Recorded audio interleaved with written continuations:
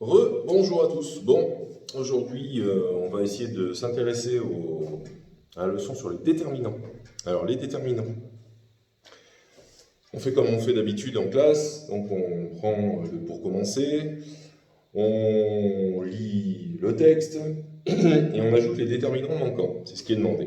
Donc, pour nous aider, on a juste en dessous ici, vous avez ici, alors je vous rapproche un peu, ici, voilà, sur votre livre, vous avez tous les déterminants dont on a besoin.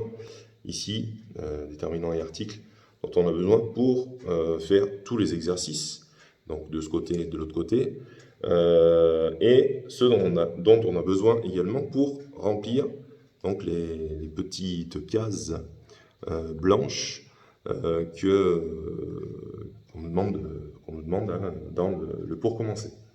Alors, je vous donne directement ce que j'ai mis. Vous vérifierez ce que vous avez fait vous. Donc moi j'ai mis. Peux-tu me passer le petit tournevis, s'il te plaît?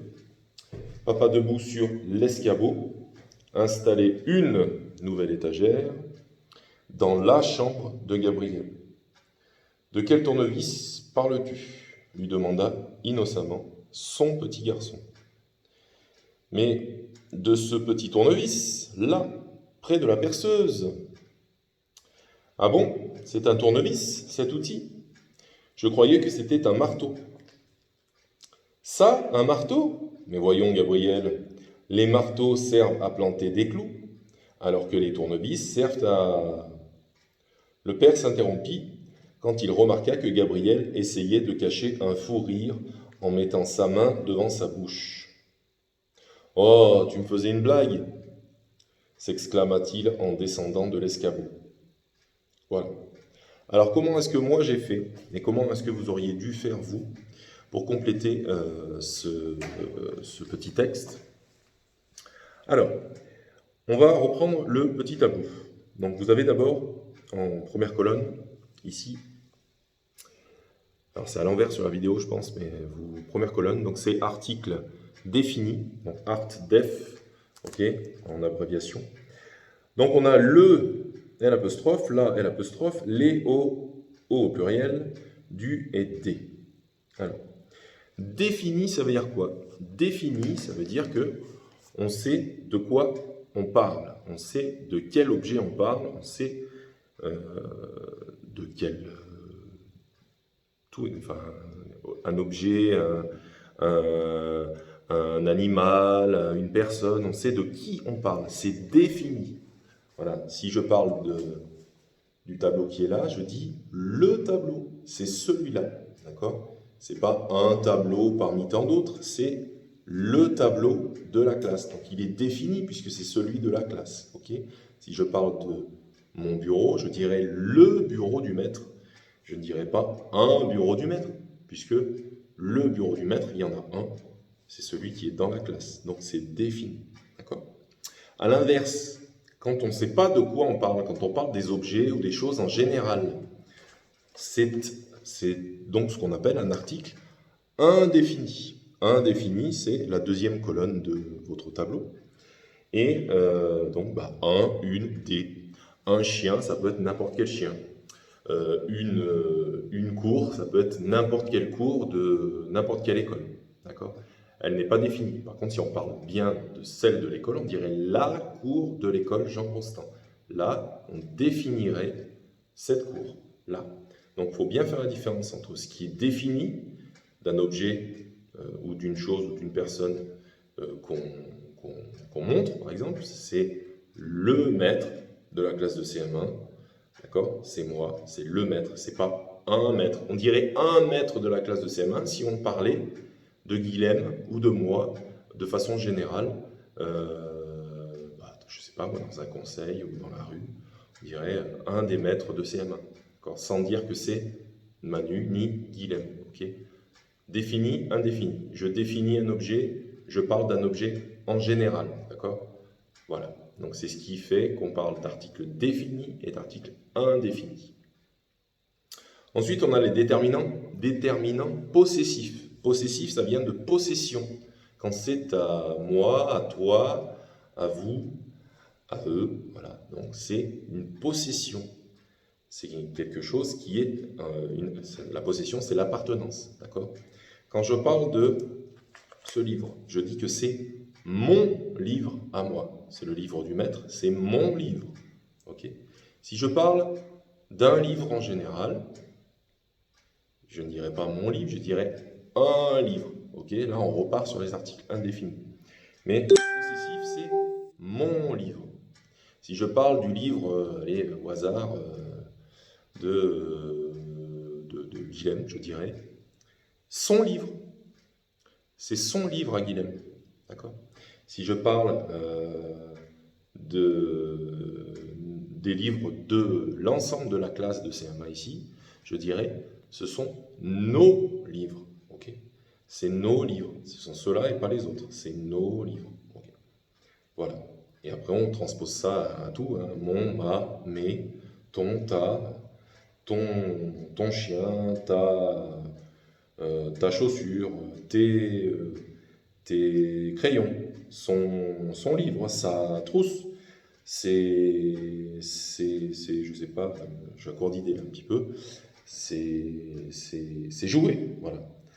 Notre voiture, nos affaires, votre maison, vos meubles, au hasard.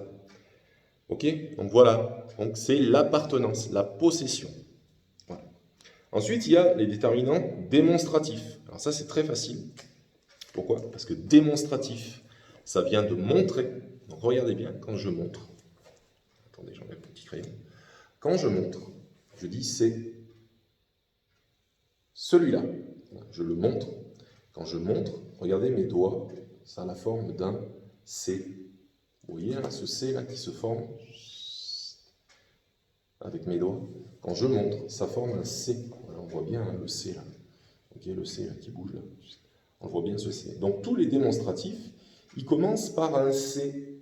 Voilà, c'est pour ça qu'on a ce, donc CE, 7. 7, c'est CET, c'est pas le chiffre 7, hein, attention. Hein. 7 enfants, on dit 7 enfants. Celui-là, on le montre, 7 enfants. Ok, 7 pour une fille, 7 filles. Okay. Et c'est ces voitures. Quand je montre les voitures du parking, je dis ces voitures-là, ce sont celles-là. Okay, je les montre. Donc quand on montre, quand on parle de choses qu'on peut montrer, on dit ce sont des démonstratifs. Et comme on montre, on a la forme du C avec les doigts. Donc C, ça commence tout le temps par un C. Ok, voilà. Il ne faut pas confondre démonstratif et possessif. Regardez bien. Dans les possessifs, vous avez un C aussi. Cette fois, il est un SES. Voilà, il est ici. SES. Il ne faut pas confondre avec le démonstratif CES. Là, le CES, quand on dit c'est... le SES, quand on dit ce sont ses affaires, c'est ces affaires. Si je montre, je dis ce sont ces affaires là, je les montre, donc ça sera CES. Par contre, si je parle de, je sais pas moi, du maître Guilhem, je dis ce sont ses affaires, je parle des affaires du maître Guilhem. Donc, comme ce sont les siennes, ce sont ses affaires à lui, cette fois, là, dans la phrase, on mettra SES. Okay, donc, il faut juste savoir si on parle de possession ou si on parle de je montre. Si je montre en direct, là, ce sera toujours C en premier. Et si je parle de la possession, mes affaires, tes affaires, ses affaires, le plus dur, c'est la différence entre C, CES et SES. Si je parle de ses affaires à Guilhem, eh bien je mettrai SES. Okay, bien la différence entre je montre et je parle des affaires de quelqu'un. D'accord, la possession et la démonstration. Et pour finir, vous avez les déterminants interrogatifs. Qui dit interrogatif dit interrogation. Interrogation, quand on fait les études du jour, pour une phrase interrogative, on sait tous que c'est une question. Donc forcément, les déterminants interrogatifs seront en fait des petits mots qui nous font penser à des questions. Quel au pluriel, quel féminin au pluriel aussi. Voilà, donc ça nous fait penser à une question, ce sont des déterminants interrogatifs. Voilà, c'est tout. Il n'y a pas de grosses difficultés à part, je dis bien, ne pas confondre le démonstratif et le possessif C, d'accord, SES et CES, ça c'est la plus grosse des difficultés, bien savoir si on parle quand on montre, ce sont ces affaires-là, ou quand on parle des affaires de quelqu'un. Voilà. Et sinon, après, le fait qu'on parle d'articles définis ou indéfinis, ça dépend si on parle de quelque chose de précis ou si on parle de quelque chose de général. Si on parle de quelque chose de précis, donc c'est défini, je parle de cette chaise-là, la chaise. Si je parle d'une chaise au niveau général, bah évidemment, là, je l'ai dit, ce sera une. D'accord ? C'est indéfini, c'est global. Voilà. Donc ensuite, pour faire les exercices, en fait, c'est un petit peu du bon sens. Il n'y a pas de recette miracle.